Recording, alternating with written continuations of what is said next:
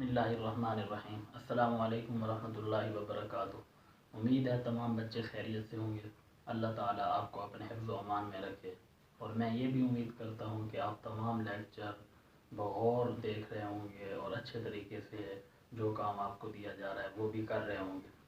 तो बेटा आज 22 अप्रैल है, बरोज़ बुध। सबक नंबर 5 और बंद नंबर 5 की तशरीह और बंद नंबर 6 की तशरीह आज हम पढ़ेंगे। देखें, सबसे पहले आप सब किताब खोल लें। बंद नंबर 5 में पढ़ने लगा हूँ, आपने गौर से सुनना है ताकि तलफ़्फ़ुज़ वगैरह भी दुरुस्त हो जाए। जिनके सीने मुनव्वर थे कुरान से, जिनके चेहरे फरोज़ां थे ईमान से, जिनकी हिम्मत कवी, जिनकी क़ुव्वत जवां, ये निशान ये हमारे वतन का निशान। तो ये बंद है, बंद को आपने गौर से पढ़ना है। उसके बाद आपने तशरीह लिखनी है। देखें, मैंने आपको पहले भी बताया था कि इसकी मिसरे कितने हैं। इसके 1 2 3 4 मिसरे हैं तो ये रुबाई है। 5 मिसरे हों तो फिर वो खुमासी बन जाता है, जिसको मुखम्मस कहते हैं। 6 मिसरे हों तो वो मुसद्दस बन जाता है। जिस तरह अल्ताफ़ हुसैन हाली की मशहूर किताब है मुसद्दस हाली, तो वो 6 मिसरों की एक नज़्म हो उसे मुसद्दस कहते हैं। इसके 4 मिसरे हैं तो इसे कहेंगे रुबाई। ये भी आपने ज़हन में रखना है। तो बंद पूरे रुबाई का एक बंद है, वो मैंने पढ़ लिया है। आप उसकी तशरीह आप देखें। शायर अपने गाजियों की बहादुरी का जिक्र करते हुए कह रहा है कि वो ईमानी जज्बे के साथ दुश्मन का मुकाबला करते थे। उनकी ज़िंदगी कुरानी तालीमात के ऐन मुताबिक थी और उनके सीने भी कुरानी तालीमात से मुनव्वर और रोशन थे। वो एक अल्लाह पर ईमान रखते थे और उनके चेहरों से ईमान की चमक दिखाई देती थी। वो बड़े बाहिम्मत और ताकतवर जवान थे। आज हम जिस मुल्क में रह रहे हैं ये हमारे बहादुर मुजाहिदीन की निशानी है और ये परचम हमारे बहादुरों की अज़मत का निशान है।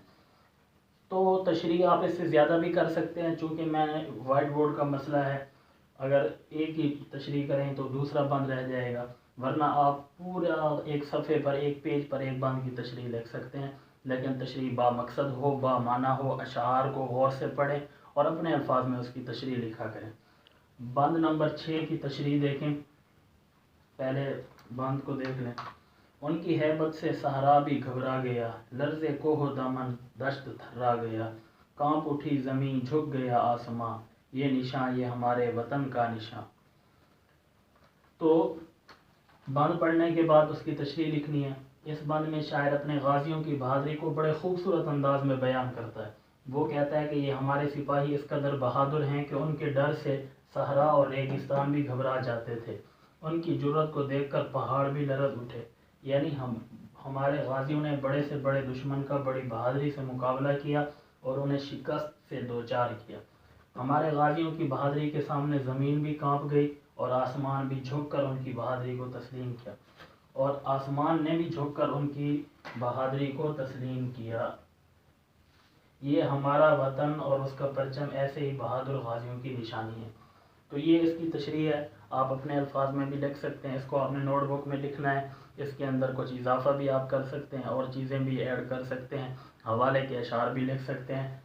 तो तरीका वही है जो मैं आपको बार बार बता रहा हूँ कि पहले अशार को गौर से पढ़ें, गौर से पढ़ने के बाद अपने अल्फाज में तशरीह लिखें। इसकी आपने बार बार प्रैक्टिस करनी है, बार बार कोशिश करनी है, इसको दोहराना है। जितना आप लिखेंगे तो फिर आपको लिखने का तरीका आएगा, क्योंकि वो मशहूर मक़ूला है ना कि लिखना लिखने से आता है।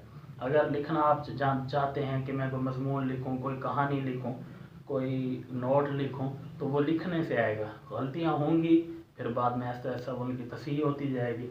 तो बंद नंबर 5 और बंद नंबर 6 की तशरीह आपने लिखनी है, और बंद नंबर 7 लिखना है। ये आपका होमवर्क है, डायरी है। ये हमेशा यूं ही लहलाता रहे, जगमगाता रहे, जो दिखाता रहे, ये अब तक रहेगा यूं ही जो फिशां, ये निशान ये हमारे वतन का निशान। तो आपकी जो आज की डायरी है वो है बंद नंबर 7 की तशरीह करनी है आपने।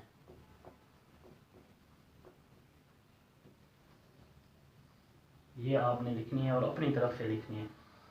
उसके बाद हम आते हैं मश्क की तरफ। आप भी किताब खोल लें, मेरे पास पेज नंबर है 29 आप खोल लें। सबसे पहला सवाल है, हमारे वतन का निशान से कौन सी चीज़ मुराद है। जो नज़्म का उन्वान है ہمارے وطن سے کون سی چیز مراد ہے؟ ہمارے وطن کے نشان سے.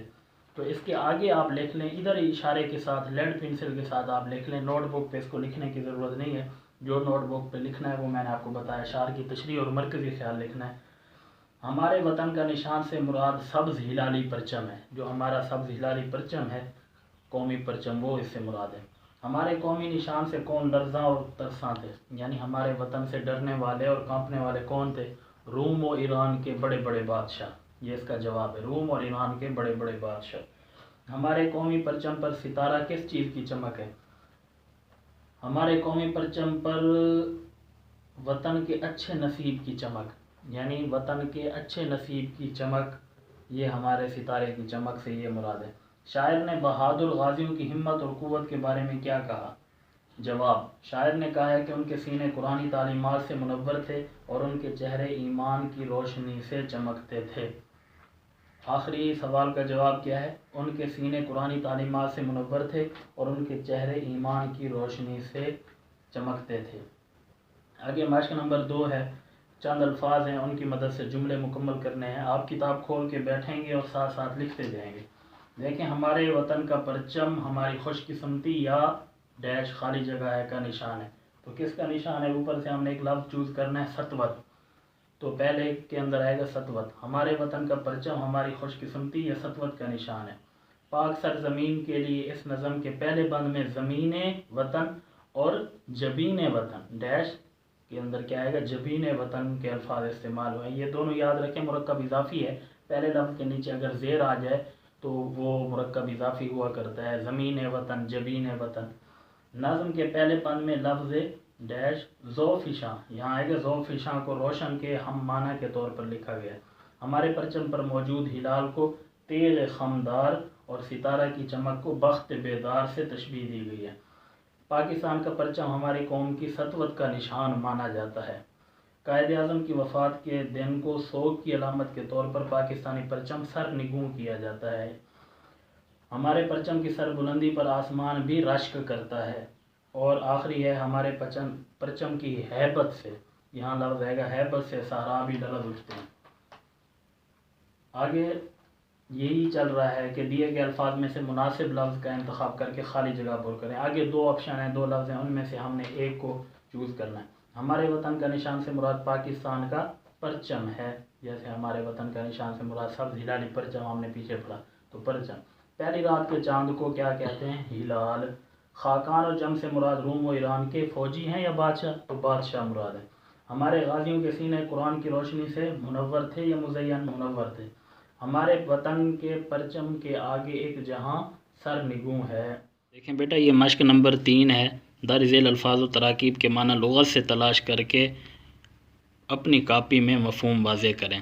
تو یہ الفاظ معنی کے اندر شروع کے اندر اس سبق کے پہلے لیکچر کے اندر وہ ہم نے بیان کر دیے تھے. الفاظ معنی آپ نے نوٹ بک پہ امید ہے لکھ لیے ہوں گے، اور مزید میں ان کا معنی پھر بتا دیتا ہوں تاکہ دہرائی ہو جائے. ذوفشاں کا معنی ہے روشن، تیغ کا معنی تلوار، خمدار کا معنی مڑی ہوئی، بخت کا معنی ہے نصیب، رشک فلک آسمان کا ناز کرنا، تیغ رواں چلتی ہوئی تلوار، تیزی سے کاٹنے والی تلوار، بخت بیدار جاگا ہوا نصیب، اور جبین وطن وطن کی پیشانی. یہ یاد رکھیں، یہ آخر میں جو چاروں مرکب ہیں، جبین وطن، بخت بیدار، تیغ رواں، رشک فلک، یہ چاروں مرکبات اضافی ہیں.